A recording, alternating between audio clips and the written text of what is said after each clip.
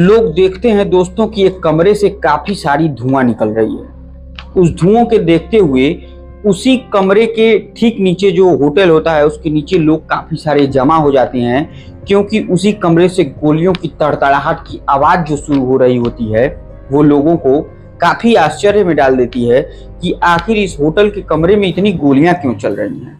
लेकिन ये देखने के लिए उस समय लोग वहां पर पहुंच जाते हैं और जैसे ही जो लोग गोलियां चला रहे होते हैं उन्हें पता चलता है कि नीचे बहुत सारी भीड़ लग चुकी है, तो वो सीधे नीचे की तरफ देखते हैं बालकनी से और एक बार AK-47 लहरा कर दिखाते हैं, जिससे वहां मौजूद सारे लोग डर कर भाग जाते हैं। उन्हें लगता है कि कहीं ऐसा ना हो कि ये शख्स उस कमरे में गोली चलाते चलाते इस भीड़ पर भी गोलियां ना चला दें। और इसी डर की वजह से वहां मौजूद जितने भी लोग होते हैं सब के सब लोग तुरंत भाग जाते हैं और एकदम बिल्कुल होटल का रास्ता साफ हो जाता है।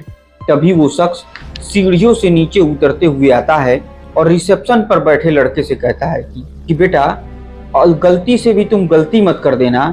अगर तुमने पुलिस को इस घटना के बारे में जानकारी देने की कोशिश की या इधर उधर कहीं भी कोई फोन किया तो जानते हो मैं दोबारा भी आ सकता हूं तुम्हारे इस होटल पर और तब तुम्हें कोई भी नहीं बचा पाएगा। ये बात सुनते ही काउंटर पर बैठा लड़का जो होता है रिसेप्शन पर वो डर जाता है। वो कुछ नहीं कहता है और बस चुपचाप उन 4-5 लोगों को देखते रहता है कि तभी एक शख्स बैग निकालता है और उसी बैग में AK-47 डालता है और बैग पीठ पर टांगते हुए तकरीबन 4 से 5 लोग इस होटल से बाहर निकलते हुए चले जाते हैं। सामने खड़ी जनता सभी लोग इन कातिलों को देखते रहते हैं कि कोई जा रहा है, लेकिन उन लोगों को इस तरीके से अंदाजा नहीं होता है कि यही लोग उस AK-47 से उस पूरे कमरे में गोली चला करके वापस जा रहे हैं। नमस्कार दोस्तों, मेरा नाम आर्यन मिश्रा है और जुर्म के वर्चस्व के कहानी में आज की कहानी जो होगी बेहद खौफनाक, खतरनाक, क्योंकि आज हम जिस जुर्म के दुनिया के बेताज बादशाह की बात करेंगे वो नाम है श्री प्रकाश शुक्ला। कौन ऐसा है जो उत्तर प्रदेश में हो जो श्री प्रकाश शुक्ला को ना जानता हो। और श्री प्रकाश शुक्ला की कहानी इतनी लंबी है कि शायद मैं 100 एपिसोड भी बना दूंगा तब भी वो कम पड़ेगी, लेकिन मैं धीरे धीरे उन सारी कहानियों को खोज के आपके पास लाने की कोशिश करता हूँ। आज की जो कहानी है इसी बाहुबली से एक गोरखपुर में ही भानु नाम के व्यक्ति होते हैं और वो उसी बाहुबली से टक्कर ले लेते हैं। बार बार मना करने के बावजूद भी वो टेंडर डालने के लिए गोरखपुर से लखनऊ पहुंच जाते हैं और उस लखनऊ स्थित होटल में जो कांड होता है उसकी कहानी इतनी भयावह है कि जिससे भानु के पूरे घर वाले तक सदमे में आ जाते हैं। न सिर्फ लखनऊ के CO, SP, SP city, IG, DIG सारे लोग हिल जाते हैं, क्योंकि पहली बार जब लखनऊ में AK-47 चली थी तो वहां पर क्या कांड हुआ था। ये पूरी कहानी हम आपको सुनाएंगे, लेकिन उससे पहले अगर आप चैनल पर नए हैं तो कृपया चैनल को सब्सक्राइब, वीडियो को लाइक और वीडियो को ज्यादा से ज्यादा शेयर जरूर कीजिएगा। और मेरे द्वारा बताए गए कहानी में अगर आपको कहीं कुछ लगता है कि छूट रहा है या कोई चीज ऐसी भी है जो मुझे जानकारी चूंकि अलग अलग माध्यमों से ही प्राप्त होती है, तो कुछ चीजें ऐसी भी हो सकती हैं कि जो मुझे लिखी हुई तो मिली, रियल में हुई कि नहीं हुई उस दौर में मैं था नहीं, इसलिए मैं जानता भी नहीं हूँ, ठीक है। लेकिन फिर भी आप इस कहानी को मैं जितना सच्चाई हो सकता था उतना बयां करने की कोशिश करूंगा। तो दोस्तों देर न करते हुए दोस्तों हम सीधे कहानी पर ही आते हैं। दरअसल दोस्तों जब ये शख्स वहां से निकल कर चले जाते हैं तब जब कहानी होती है तो उस समय जो होटल के अंदर रिसेप्शन पर लड़का बैठा रहता है वो निकलता है बाहर। तकरीबन 10 मिनट तक तो उस होटल से चिड़िया की भी चहचहाने की आवाज नहीं आ रही। किसी की हिम्मत नहीं होती है कि बाहर के लोग उस होटल में अंदर घुसें और अंदर के लोग उस होटल से बाहर निकलें। इस तरीके का तकरीबन 10 मिनट तक बिल्कुल एकदम सन्नाटा मचा और उस सन्नाटे से किसी की हिम्मत नहीं होती है कि कोई बाहर जाए या कोई अंदर आए। अब धीरे से वो रिसेप्शन पर बैठा लड़का किसी तरीके से हिम्मत जुटाता है, लेकिन होटल में लगे लैंडलाइन फोन से फोन नहीं करता है। वो सीधे होटल से बाहर निकल कर जाता है और थोड़ी देर चलने के बाद एक PCO पर पहुंचता है और उसी PCO से पुलिस कंट्रोल रूम में फ़ोन करता है और बताता है कि साहब मैं हुसैनगंज चौराहे से बोल रहा हूँ, वहाँ पर स्थित एक होटल है दिलीप, और उसी होटल के एक कमरे में तकरीबन 4-5 लोग आए हुए थे और ताबड़तोड़ गोलियों का बौछार कर देते हैं। गोलियां इतनी ज़्यादा मात्रा में चलती हैं कि जिसकी वजह से शायद उस कमरे में स्थित सारे लोगों की मौत हो चुकी हो। और ये बात जैसे ही पुलिस कंट्रोल रूम में पता चलती है तो वायरलेस से प्रसारित किया जाता है। जैसे ही ये घटना वायरलेस से प्रसारित होती है, मौके पर तत्कालीन वहाँ के सीओ, एसपी सिटी, एसएसपी सारे लोग पहुँचते हैं, क्योंकि किसी कमरे में इस तरीके से घुसकर होटल में गोली मारना ये बेहद आश्चर्य वाला बात था। और जैसे ही ये सारे लोग वहाँ पहुँचते हैं, सीधे रिसेप्शन पर पहुँचते हैं और जिस लड़के ने फ़ोन किया होता है उससे पूछते हैं कि बताओ आखिर कौन था और किस कमरे में इस तरीके की गोलियां चली हैं।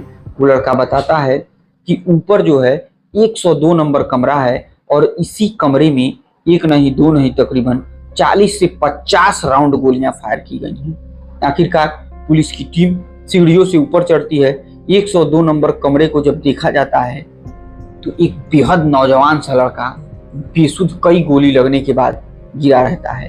किसी के पैर में गोली लगी रहती है, किसी के हाथ में गोली लगी रहती है, किसी के पैर और हाथ दोनों में गोली लगी रहती है और पूरा कमरा लहूलुहान हो चुका होता है। यानी चारों तरफ अगर कुछ नजर आता है तो खून और कराहने की आवाज आ रही होती है। लेकिन इतनी हिम्मत नहीं होती है कि गोली चलने के तकरीबन 20 से 25 मिनट बाद तक कोई उन लोगों को बाहर निकाले। आखिरकार जब पुलिस इस पूरे जगह को अपने कस्टडी में लेती है तो जो पहले लड़के को खींच के बाहर निकाला जाता है तो उसकी मौके पर ही मौत हो गई है और बाकी लोगों को किसी के पैर में, किसी के हाथ में कहीं ना कहीं गोली लगी रहती है, जिसे देखने के बाद जो लोग घायल रहते हैं उन्हें हॉस्पिटल इलाज के लिए भेजा जाता है और जिसकी मृत्यु हो चुकी होती है उसे पुलिस पंचनामा करके पोस्टमार्टम के लिए भेजती है। अब इधर ये पता नहीं चल पा रहा होता है कि आखिर कौन मारा, किसने मारा। और ठीक इस बात की जानकारी जैसे ही इस हुसैनगंज से कुछ ही दूर पर स्थित विधानसभा में चलती है, विधानसभा में मानो एक तूफान सा आ जाता है। ये चर्चा का विषय बन जाता है कि आखिर विधानसभा से महज कुछ ही कदमों की दूरी पर AK-47 की गोलियां कैसे मिल जाती हैं। और अगर इतनी दूरी पर कानून व्यवस्था काम नहीं कर रहा है तो इसका मतलब कि किसी भी दिन विधानसभा में भी गोलियां चल सकती हैं। ये बात सुनने के बाद वहां के मौके के IG, DIG तक परेशान हो जाते हैं। लेकिन जिस शख्स ने इस कमरे में गोली चलाई रहती है वो शख्स जैसे ही यहाँ से निकलता है तो सबसे पहले एक फ़ोन जो है उत्तर प्रदेश स्थित गोरखपुर में करता है। ये लखनऊ की घटना है और गोरखपुर में फ़ोन आता है। एक व्यक्ति जैसे ही फ़ोन उठाता है तो उधर से वो व्यक्ति कहता है कि मैं अशोक सिंह बोल रहा हूँ और जो तुम्हारा भनुआ है उसकी आज हमेशा हमेशा के लिए मैंने कहानी ख़त्म कर दिया है और एक काम करो, कफन लेकर के सीधे तुम गोरखपुर से लखनऊ पहुँचो और उसको लेकर जाओ यहाँ से। ये बात सुनते ही जो भानु होते हैं उनका भाई काफ़ी परेशान हो जाता है। आखिरकार परेशान होकर वो गोरखपुर के तत्कालीन SSP को फ़ोन करते हैं और इस तरीके की पूरी घटना की जानकारी देते हैं और उनसे रिक्वेस्ट करते हैं कि कृपया आप घटने इस पूरे मामले की सच्चाई जानने की कोशिश करिए। वो आनन फानन में फ़ोन करते हैं लखनऊ SSP के पास, लेकिन उस दरमियान वो अपने कमरे में नहीं होते हैं। एक सिपाही उनका लैंडलाइन फ़ोन उठाता है तो वो पूछते हैं कि क्या कहीं पर भानु नाम के व्यक्ति के ऊपर कोई गोली चली हुई है। तो वो कहते हैं कि नहीं साहब, ऐसी तो कोई जानकारी अभी तक मुझे हुई नहीं है कि कहीं कोई इस तरीके की गोली चलने की घटना किसी व्यक्ति के ऊपर तो नहीं हुई है। ये बात सुनने के बाद वो फ़ोन काट देते हैं। लेकिन इधर जिसके घर पर फ़ोन आया रहता है, आखिरकार आनन फानन में पूरे परिवार के साथ ये लोग सीधे अब निकल लेते हैं लखनऊ के लिए।